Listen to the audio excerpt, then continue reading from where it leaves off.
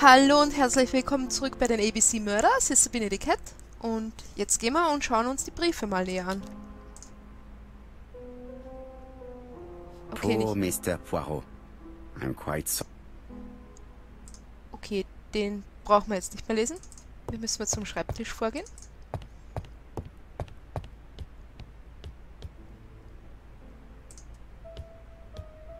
I've finished with this subject. Okay. Müssen wir mit Hastings sprechen? Hastings, it would appear that you are getting slightly thin on top.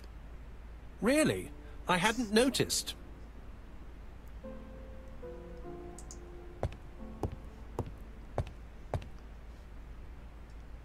Okay, hierhin. Alice Asher, shopkeeper in Andover. Tracheitis, hemoptysis, chronic cough with loss of blood. Prescribed laudanum-based cough medicine. Betty Barnard, waitress in Bexhill. Chronic bronchitis, causing dysphonia. Advised to stop smoking. Alexander Bonaparte Cust. War wounded, mustard gas and head trauma. Pulmonary emphysema. Hemoptysis. Coughing fits with blood. Suffers from absences and amnesia. Dick Dudley Dunbar, owner of the Black Swan Hotel in Doncaster. Asthmatic, heart disease, heart condition. Let us now try and get our brain cells to work. Okay, woher stammen die verbrannten Dokumente?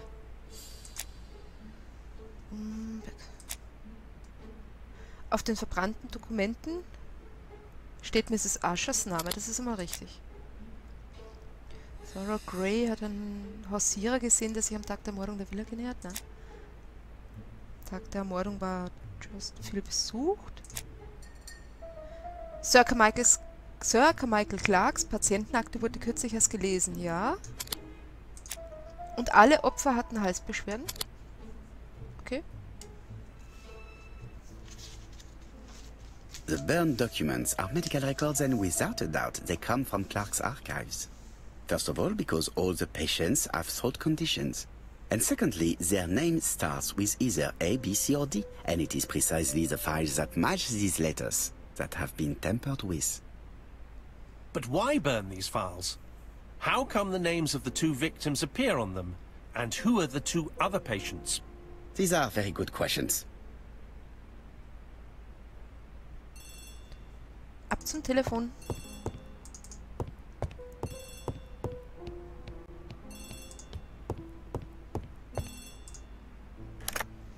Hello, Poirot?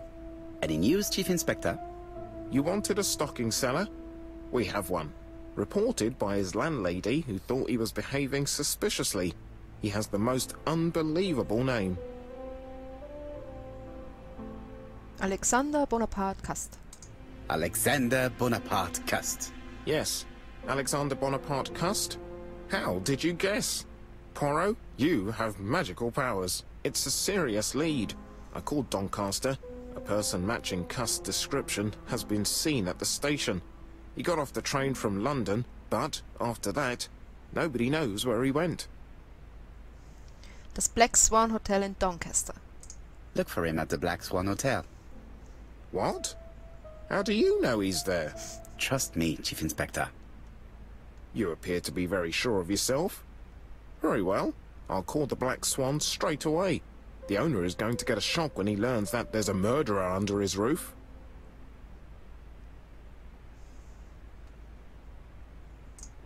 Do your best, Jap. You can count on me. Hastings, everything is at stake. With a little luck, our main suspect will soon be under lock and key. So, has Cust been arrested? Yes, the Doncaster police are sending him by train. That is good news. But why so gloomy, Chief Inspector? Well, when I told the hotel owner that he was sheltering a murderer, he collapsed. He's dead? No, fortunately, but it has taken its toll on him. It has to be said that with his name starting with the letter D, he had every reason to fear Cust. I bet he was going to be the next victim. Chief Inspector, I believe that I share responsibility for this incident. What do you mean? I saw Mr. Dunbar's medical records. His heart was weak. I should have warned you. It's very honest of you to tell me that, Poirot. I appreciate your gesture. Please keep me informed of his progress. You can count on me. I'll do what's needed. I will visit him at his bedside when the killer is caught. That's typical of you, Poirot.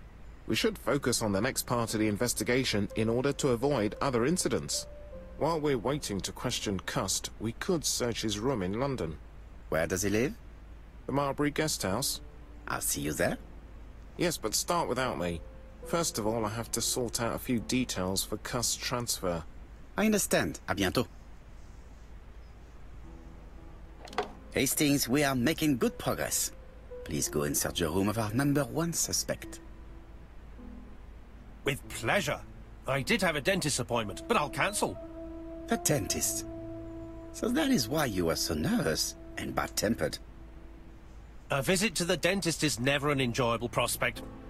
But an unavoidable one. Go to your appointment, Hastings. I will manage on my own. Wer mag schon Zahnärzte? Okay, ab nach Marbury. To Marbury Guest House, please.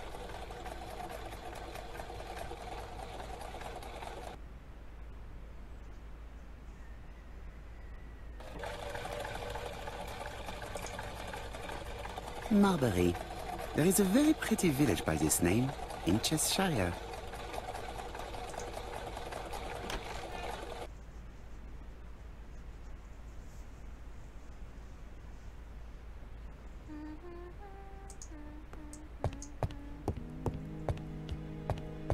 Oops. How do you do? You must be Mr. Hercule Poirot. Chief Inspector Japp told me that you might be coming. Madame, you may be of valuable help to me. It would be my pleasure to help you. Will there be some journalists there as well? I think you might even be interviewed. You are key witness. I've suspected him for some time, but he appeared so harmless. Oh yes, sometimes he got angry and waved his arms about. But even then, he wasn't frightening. And he was as gentle as a lamb again immediately afterwards. It was only this morning that I understood. He told me he was going to Cheltenham, but my daughter saw him at Euston Station. It's not the right station. To get to Cheltenham, you have to take the train from Paddington. And what's more, Mr. Cust left behind an ABC with Doncaster underlined. As you can imagine, when I saw that, I called Scotland Yard. Well done. You were right. He did go to Doncaster. So I was right to warn the police. Tell me, did you have any other reason to suspect Mr. Cust? Well, he's odd. Sometimes he coughs really loudly and complains that his throat is burning, and sometimes he talks to himself and stares into space. He told me that it was because of a wound he got in the war. His head hasn't been quite right since, he said. And then he was in Churston when that millionaire got murdered. I found his train ticket when I washed his coat. He didn't want me to wash his shirt. He washed it himself. But I did see big brown stains on it.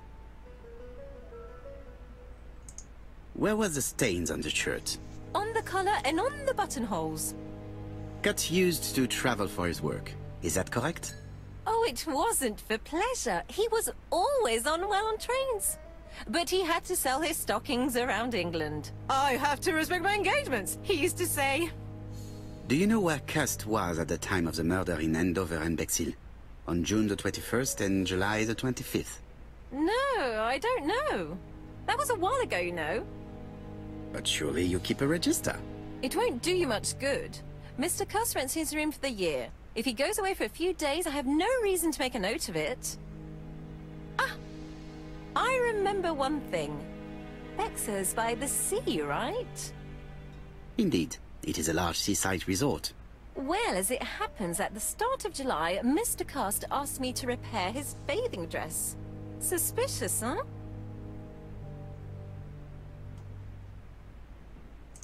Very interesting. Please continue. I also forgot to say that he started buying newspapers that talked about the case. When did he start buying the newspapers? Let's see.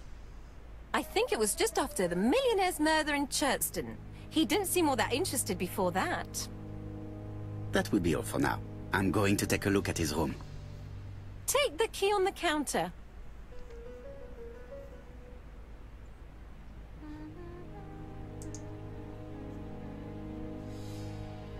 I don't think my register will help you.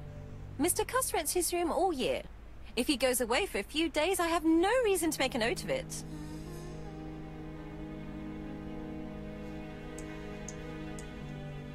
The truth is becoming apparent, and I have something to say to Mrs. Marbury.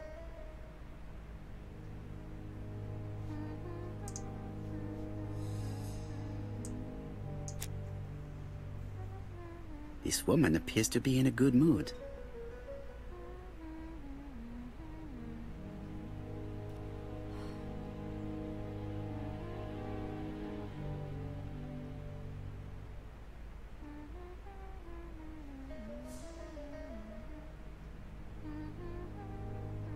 Mrs. Marbury is in a good mood.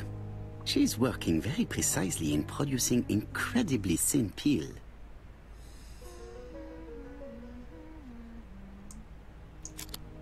I really would like to help, but I think I've said all I have to say. Thank you. You have been most helpful. At your service. Okay, dann nehmen wir sich den Schlüssel. I have something to say to Mrs. Marbury.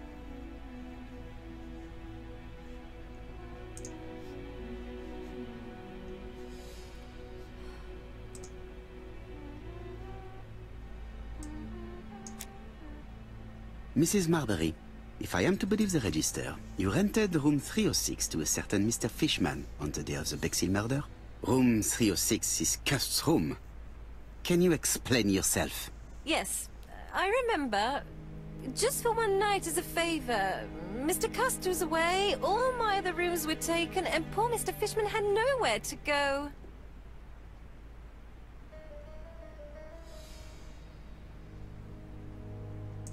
You rented the same room to two people.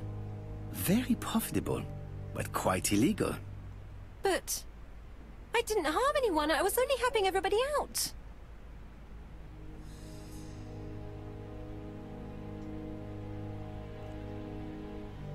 Okay, dann mache ich hier eine kleine Pause, bevor wir das Zimmer durchsuchen. Und wir sehen uns dann beim nächsten Mal. Vielen Dank fürs Zuschauen. Tschüss!